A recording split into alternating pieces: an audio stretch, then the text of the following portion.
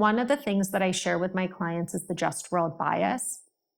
And it's this idea that, so it's basically a term that we use to describe that idea that we're all taught from early on in life that good things happen to good people and bad things happen to bad people.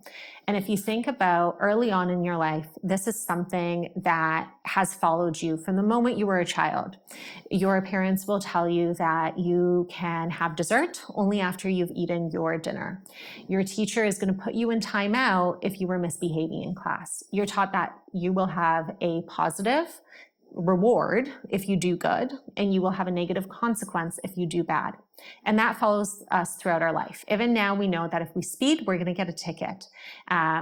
We know that, why can't I think of a positive example of it right now?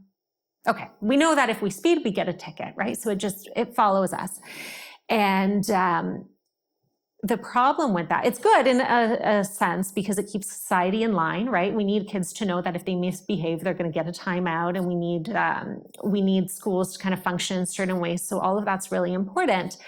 But the problem is that when a traumatic event happens, that is the first thing that pops up in our mind. And so we try to put that experience into that same little category in our brain that says good things happen to good people, bad things happen to bad people.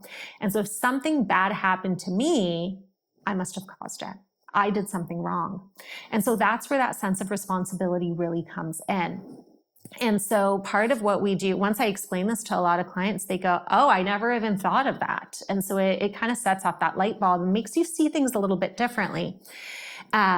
So that's the first sort of step, is really helping them understand, where does responsibility even come from? We'll talk a little bit about child development and help them understand how children tend to take on a lot of that responsibility because they believe that everything that's happening about them is about them.